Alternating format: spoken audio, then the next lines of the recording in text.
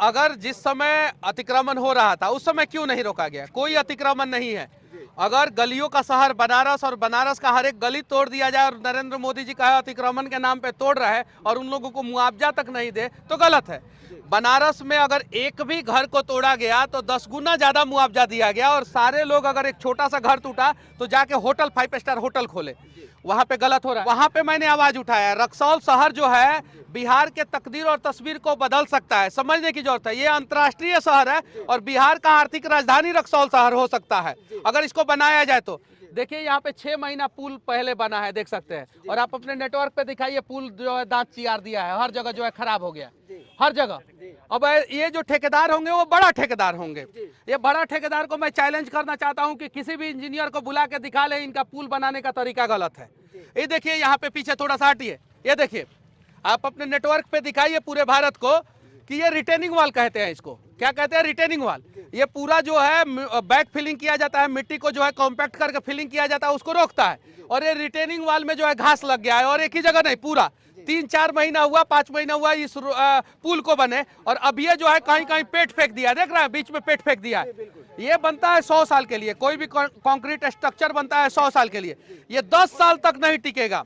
अब बताइए रक्सौल के सभी लोग, यहाँ पे तो हर जाति के लोग हैं, हर धर्म के लोग हैं, हर पार्टी के लोग हैं।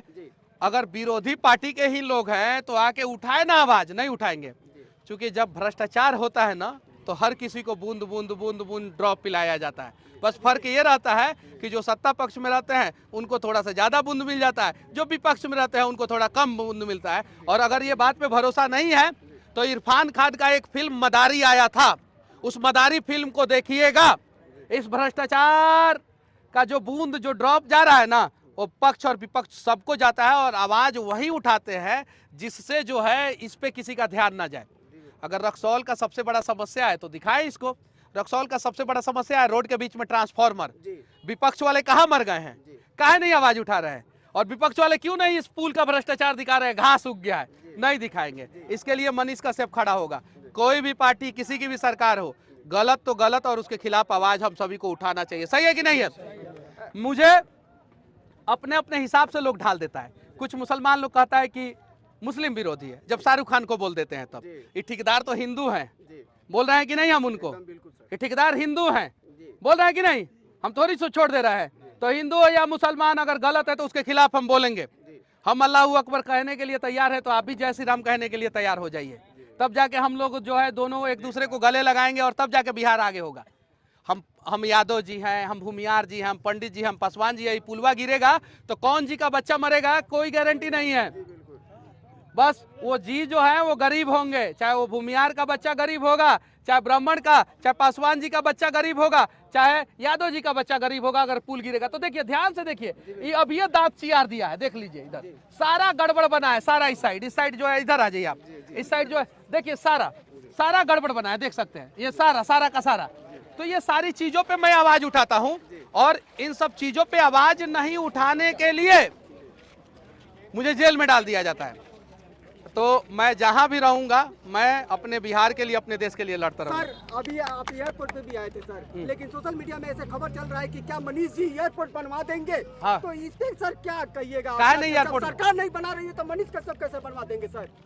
सरकार नहीं बना पा रही है तो मनीष कश्यप कैसे बना दे रहे हैं कि एयरपोर्ट का मुद्दा उठा रहे हैं मनीष कश्यप? ऐसे सोशल मीडिया पर चल रहा है सर। देखिए, उन लोगों का मकसद यही है कि सरकार नहीं बनवा रही है तो मनीषो कश्यप नहीं आवाज उठाए।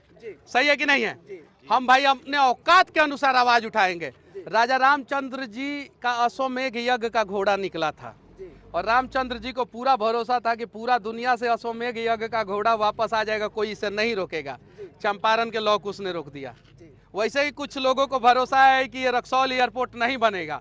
मनीष कश्यप वादा करता है कि 5 साल के अंदर अंदर रक्सौल एयरपोर्ट बनेगा, अगर आप लोगों ने मुझे ताकत दिया तो। और उस एयरपोर्ट का नाम रहेगा लौह कुश अंतर्राष्ट्रीय हवाई अड्डा। एयरपोर्ट बनवा देंगे तो मनीष कश्यप, क्या लगता है आपको, क्या एयरपोर्ट यानी कि निश्चित रूप से जनता विश्वास करे कि मनीष कश्यप एयरपोर्ट बनवा देंगे?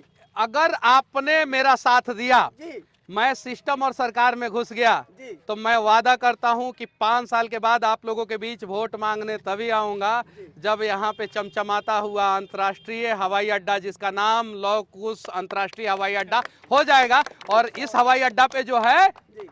प्लेन उतर जाएगा, तब जाके मैं रक्सौल में फिर दोबारा आऊंगा, नहीं तो नहीं आऊंगा। ऐसे में एक सवाल और हमारी जनता जानना चाहती है मनीष कश्यप जी, क्या आप राजनीति में तो आ रहे हैं, क्या एकदम तय कर लिया कि हाँ चुनाव लड़ना है तो लड़ना है मनीष जी? देखिए, इनके आंखों के सपनों को जिंदा करना है जी। और मैं करूंगा। इन लोगों को भरोसा है तो मेरा साथ दे, नहीं भरोसा है तो जो इनके आंखों के सपनों को जिंदा कर सकता है उसका साथ दे। ऐसे लोगों का साथ ना दे कि इनके आंखों का सपनों को मार दे। अभी एक सत्याग्रह शपथ क्रांति ट्रेन गया, उसमें भर भर के बिहार के लोग जो है बिहार से बाहर मजदूरी करने के लिए या किसी फैक्ट्री में काम करने के लिए या किसी दफ्तर में काम करने के लिए गए। प्रयास ऐसा किया जाए कि बाहर के लोगों को बिहार में रोजगार मिले, इस प्रकार से प्रयास किया जाए और पलायन रोका जाए। हर जाति के लोग सुन रहे हैं, बोलते होंगे मनीषवा बहुत अच्छा बात बोलता है, बोलता तो सही है लेकिन ससुरा हमरा जात का नहीं है। सही है कि नहीं है? ये चीज है, बोलते होंगे। अरे भाई, मैं अगर जिंदा करने का प्रयास कर रहा हूँ आंखों के सपनों को, तो उसमें हर जाति के बच्चों के आंखों का सपना जिंदा होगा। आप भरोसा कीजिए कि मेरा जात सिर्फ और सिर्फ बिहारी है, मेरा धर्म सिर्फ और सिर्फ हिंदुस्तानी है। बस मेरा जात क्या है? हिंदुस्तानी है। मेरा जात सिर्फ और सिर्फ बिहारी है और मेरा धर्म सिर्फ और सिर्फ हिंदुस्तानी है। ना मैं बिहारी से कम हूँ, ना मैं बिहारी से ज़्यादा हूँ, ना मैं हिंदुस्तानी से कम हूँ, ना मैं हिंदुस्तानी से ज़्यादा हूँ। भरोसा है तो भरोसा कीजिए, नहीं भरोसा है तो मनीष से ज़्यादा काबिल अगर कोई है तो उस पर भरोसा कीजिए, निकम्मे लोगों पे भरोसा मत तो कीजिए। क्या लगता है अगर आप राजनीति में आ जाते हैं तो जो समस्या आप मनीष जी बता रहे हैं, क्या उसमें सुधार हो जाएगा एकदम निश्चित रूप से? मैं जो भी घोषणा पत्र जारी करूँगा उसको स्टाम्प पेपर पे लिख के जारी करूँगा। स्टाम्प पेपर पे अगर उसमें से मैं 75% काम नहीं कर पाया, 75% मतलब कि अगर मैं 10 घोषणा पत्र में 10 काम जिक्र करता हूं तो उसमें से 75% यानी 7.5 काम अगर नहीं कर पाया तो अगली बार मैं आयोग घोषित हो जाऊंगा। मैं इतना रिस्क लेने के लिए अपने बिहार के लिए तैयार हूं, अपने लोगों के लिए तैयार हूं। अगर है हिम्मत तो कोई दूसरा नेता, किसी पार्टी का नेता रिस्क लेके दिखाए, आप उनको चुनिए। अगर वो रिस्क आपके लिए नहीं ले रहा है तो आप हमको चुनिए। ये चीज़ है। तो ऐसे में कौन सा वो पार्टी होगा मनीष जी? हमारी जनता जानना जनता चाहती है। पार्टी। बहुत सुनिए, आप लोग साथ है ना? है कि नहीं है साथ? अच्छा सुनिए, हम रक्सौल में कोई पोस्ट करके आए थे, नहीं। पूरा शहर जाम हो गया। हालांकि जाम नहीं लगना चाहिए लेकिन लोगों ने प्यार दिया और जहाँ पे लोग जहाँ थे सुने सब चले आए। हम यहाँ बता के रुके हैं? नहीं रुके। जितने मोटरसाइकिल से गाड़ी से लोग गुजर रहे हैं और रुक जा रहे हैं। अब जो रहे लेकिन जनता की ही पार्टी रहेगी और मैं लड़ूंगा जरूर। और आप ही लोगों के बीच से लड़के जो है, भरोसा होगा तो साथ दीजिएगा और नहीं भरोसा होगा तो मेरे से काबिल किसी आदमी को चुनिएगा, मेरे से काबिल किसी आदमी को चुनिएगा, निकम्मा को मत चुनिएगा, नहीं तो हमारा रक्सौल बर्बाद हो जाएगा। नेताजी का गाड़ी जो है फॉर्च्यूनर टकाटक इसके ऊपर से जाता होगा, नीचे झांक के नहीं देखते होंगे। जानते हैं क्या है? काहे कि उनको पता है झांक के देखेंगे तो हमको जो मिला है उसका क्या। आए ना नेता, और कोई भी नेता, ये देखिए ना, इस शटरिंग का जो लकड़ी है उसी में दब गया, देख रहे हैं? शटरिंग का लकड़ी उसी में दब गया है। ऐसा होना चाहिए क्या? और देखिए यहाँ पे पेट फेंक दिया है इसका, देखिए यहाँ पे, देखिए पेट फेंका है कि नहीं फेंका है, यहाँ पे देखिए, यहाँ पे देखिए। तो ये सारी चीजें हैं, ऐसा नहीं होना चाहिए। और अलग अलग जगह पे देखिए रिटेनिंग वाल जो है, देखिए किसी भी पुल का सबसे मजबूत अगर स्तंभ होता है, इधर से दिखाइए, इधर से दिखाइए, इधर से, तो पहला अप्रोच रोड का रिटेनिंग वाल होता है। किसी भी फ्लाईओवर का अप्रोच रोड का रिटेनिंग वाल देखिए कितना बर्बाद हो गया। हमको नॉलेज है, कोदो बेच के इंजीनियरिंग नहीं किए हैं, ठीक है? या हमारे बाबूजी बहुत अमीर नहीं थे कि पैसा दिए जाओ किसी भी हाल में इंजीनियरिंग पास हो जाना। ये चीज है, हम पढ़ाई किए, जैसे भी जितना भी परसेंट नंबर आया, कभी कभी फेल भी हुए, लेकिन जब पास हुए ना तो फर्स्ट डिवीजन से फाइनल ईयर में पास हुए और उसी का इस्तेमाल करते अपने दिमाग का, ताकि बिहार को बचाया जा सके। दुनिया के किसी भी इंजीनियर को बुला दीजिए, अगर वो इस पुल को सही कह देगा मनीष कश्यप राजनीति में नहीं आएगा। किसी भी इंजीनियर को बुला दीजिए, किसी भी इंजीनियर को, तेजस्वी जी आप अपने पार्टी के किसी इंजीनियर को बुला दीजिए, या बीजेपी वाले बुला दे अपने पार्टी के किसी इंजीनियर को, या जदयू वाले बुला दे किसी अपने पार्टी के इंजीनियर को, या कांग्रेस वाले बुला दे, कोई भी अगर कह दे कि ये पुल सही है, मनीष कश्यप राजनीति में कदम नहीं रखेगा। ये पुल हुए गड़बड़ बनाया है सब।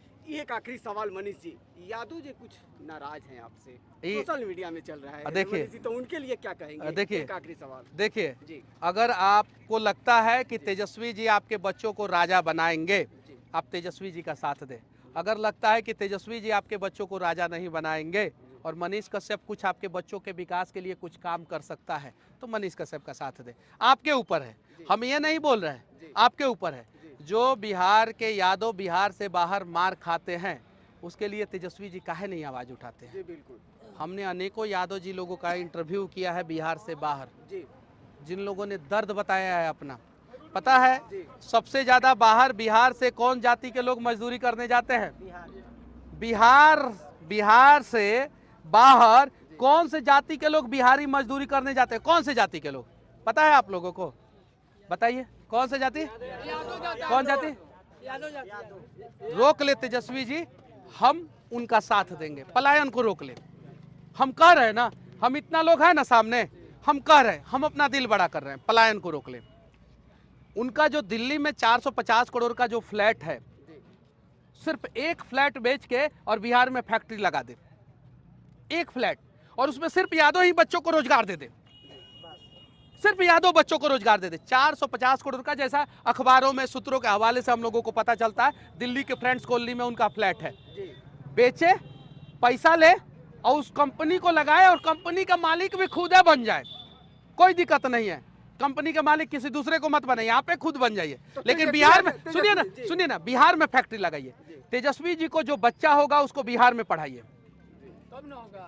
तेजस्वी जी को जो बच्चा होगा उसको बिहार में पढ़ाइए, और तब ना हम कहेंगे कि आप अपने बच्चों को बिहार में पढ़ा रहे हैं, आप अपने बीबी को जो है बिहार में रख रहे हैं।